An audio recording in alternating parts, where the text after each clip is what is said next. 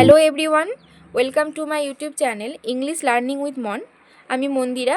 তো আজকের এই ক্লাসটিতে যে বিষয়টি নিয়ে আমরা আলোচনা করব সেটি হচ্ছে ক্লাস 10-এর ইংলিশ বিষয়ের লেসন 8-এ যে পোয়েমটি রয়েছে অর্থাৎ দ্য স্নেল, লিখেছেন উইলিয়াম কুপার। তো এই পোয়েমটিকে নিয়ে আমরা আজকে বিস্তারিত আলোচনা করব। তো এই পোয়েমটি শুরু করার আগে প্রথমেই আমরা এই পোয়েমের যে অথার অর্থাৎ উইলিয়াম কুপার, তো তার সম্পর্কে একটু সংক্ষেপে জেনে নেব। দেখো পড়ছি। উইলিয়াম কৌপার তিনি জন্মগ্রহণ করেছেন 1731 সালে এবং তিনি মৃত্যুবরণ করেছেন 1800 সালে। Was one of the most popular poets of his time. এখানে বলা হয়েছে তিনি হচ্ছেন একজন বিখ্যাত এবং অত্যন্ত জনপ্রিয় কবি তার সময়কার, মানে যখন তিনি লেখালেখি করেছেন সেই সময়কার যারা বিখ্যাত কবি ছিলেন তাদের মধ্যে তিনি হচ্ছেন একজন জনপ্রিয় লেখক বা কবি।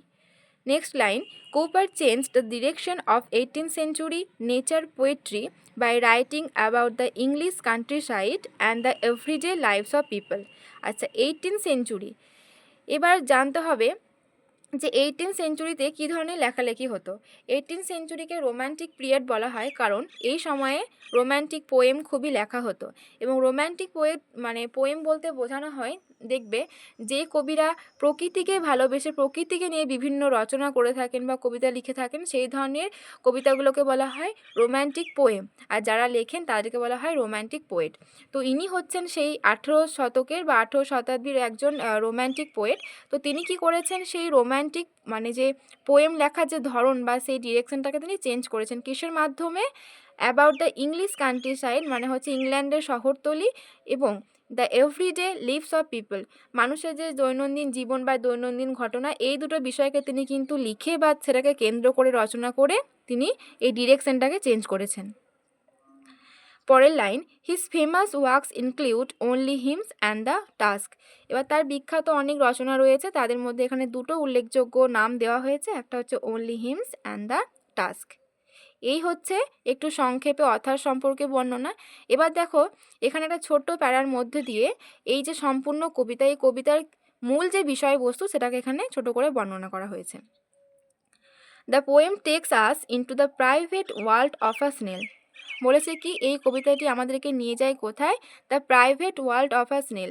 প্রাইভেট কথার অর্থ হচ্ছে যেখানে পার্সোনাল বা ব্যক্তিগত। তাহলে একটা স্নেল মানে হচ্ছে শামুক, তাহলে একটা শামুকের যে ব্যক্তিগত জীবন বা ব্যক্তিগত জগৎ সেখানে নিয়ে যাচ্ছে আমাদেরকে এই কবিতাটা। Where it is seen to lead a self sufficient life. যেখানে আমরা কি দেখতে পাবো যে একটা শামুক কীভাবে তার নিজের ছোট্ট জীবনকে নিয়ে আত্মসন্তুষ্টভাবে সেই জীবনটাকে সে যাপন করছে বা জীবন পালন করছে। তো সেটাকেই আমরা কিন্তু এই কবিতার মধ্য দিয়ে দেখতে পাবো। We are allowed to observe, এবং এটাও আমরা দেখতে পারবো বা পর্যবেক্ষণ করতে পারবো কি, ইন মাইনিউট ডিটেল, বিশদ বিপণন কিসের? The small yet self content world in which a snail lives. বলছে কি, একটা ছোট্ট শামুক সে কিভাবে তার ছোট্ট জীবনকে নিজের মতো করে পালন করছে, সে যেইটুকুই সে যেরকমই সে তার জীবনটাকে নিয়ে কতটা সন্তুষ্ট, সেই বিষয়টা নিয়ে বা সেইটাকে কিন্তু আমরা বিশদে বা বিস্তারিতভাবে সূক্ষ্মভাবে জানতে পারবো এই কবিতার মধ্য দিয়ে। এবার কবিতাটা শুরু করছি। Two glass or leaf or fruit or wall, the snail sticks close নর ফেয়ার্স টু ফল। বলেছে টু গ্রাস অর্থাৎ ঘাসে, অর লিফ অথবা পাতায়, অর ফ্রুট ফলে, অর ওয়াল অথবা দেওয়ালে, দ্য স্নেল অর্থাৎ শামুকটি, স্টিক্স ক্লোজ, একটা শামুক কী হয়? স্টিক্স ক্লোজ মানে খুব ক্লোজভাবে জড়িয়ে ধরে থাকে বা চিপকে থাকে, নর ফেয়ার্স টু ফল, তার পড়ার কোনো ভয় থাকে না।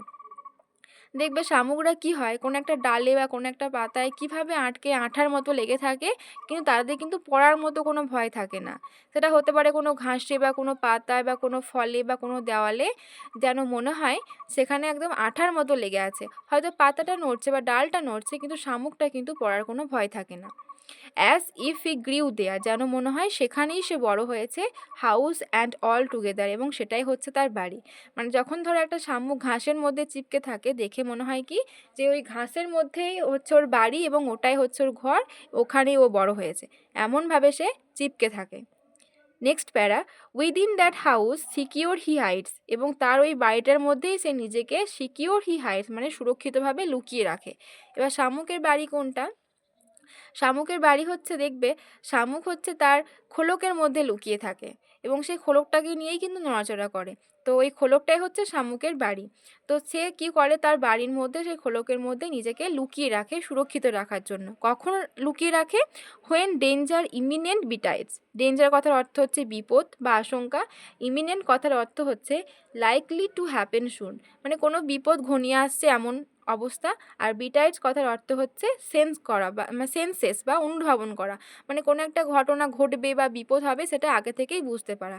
তো যখন শামুক বুঝতে পারে যে কোনো বিপদ ঘনিয়ে আসছে বা কোনো ক্ষতি হবে এরকম বুঝতে পারে, তখন কি করে সে তার নিজের খোলকের মধ্যে বা নিজের ঘরের মধ্যে সে নিজেকে লুকিয়ে রাখে।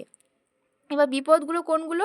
অফ স্টর্ম, ঝড় হতে পারে, তারপর or other harm besides of weather, অন্যান্য যে আবহাওয়া সংক্রান্ত বা ঋতু সংক্রান্ত যে বিপদগুলো হয়, ধরো হঠাৎ করে বৃষ্টি হচ্ছে, অত্যন্ত বৃষ্টি হলে তো শামুক থাকতে পারবে না, সে কী করে তখন নিজেকে সেই খোলসের মধ্যে ঢুকিয়ে নেয়, বা ঝড় উঠলো, এই ধরনের বিপদ থেকে সে রক্ষা করার চেষ্টা করে নিজেকে।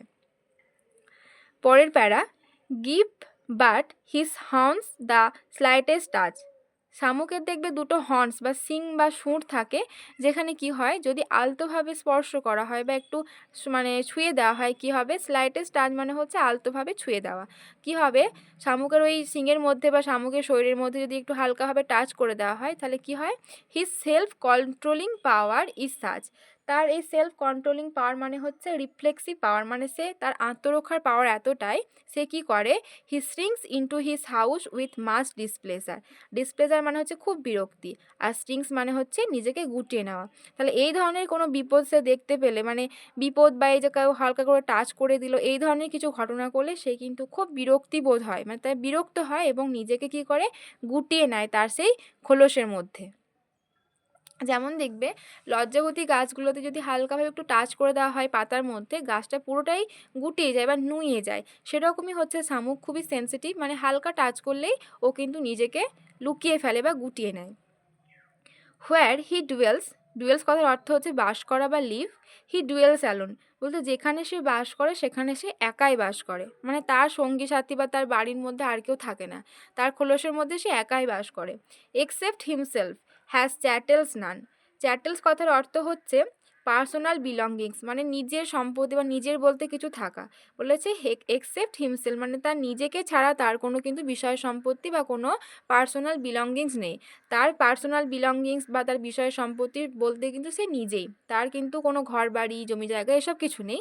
তার সম্পত্তি বা তার বিলঙ্গিংস বলতে কিন্তু সে নিজেই, তার ওই খোলস এবং তার ওই শরীরটাই।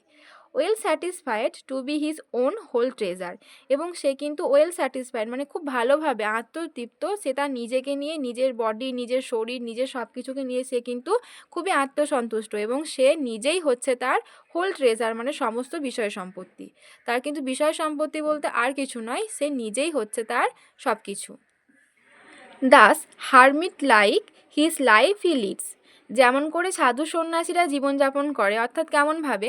দেখবে সাধু সন্ন্যাসীদের কোনো পার্থিব বিষয়ে কোনো লোভ বা মায়া মমতা এসব নেই, তারা কিন্তু খুব সাধারণ জীবনযাপন করে। তো বলেছে কি সেই সাধু সন্ন্যাসীদের মতোই কিন্তু শামুকেরা জীবনযাপন করে, নিজের লাইফটাকে লিড করে, মানে তারও কিন্তু কোনো সেরকম কিছু চাওয়া পাওয়া নেই। নর partner of his banquet needs, তার কিন্তু কোনো সঙ্গী সাথীও লাগে না। কখন? এখানে দেখো ব্যাঙ্কুয়েট কথার অর্থ হচ্ছে ভোজ বা অনুষ্ঠান, মানে আমরা সচরাচর কি করি, কোথায় একটু সামান্য দোকান যাব কি ঘুরতে যাব কি ভোজ খেতে যাব, আমাদের কিন্তু সঙ্গী সাথীর প্রয়োজন হয়, একে তাকে খোঁজ করি। কিন্তু শামুকের ক্ষেত্রে কিন্তু তা নয়, সে কিন্তু একাই থাকে, তার কোনো সঙ্গী সাথী বা পার্টনার কিন্তু লাগে না। And if he meets one only fits the faster, যদি বা তার কারোর সাথে দেখা হয়ে যায় সে কি করে, মানে তাকে ভরসা করে না, সে তাড়াতাড়ি করে তার নিজের কাজটা শেষ করে নেওয়ার চেষ্টা করে।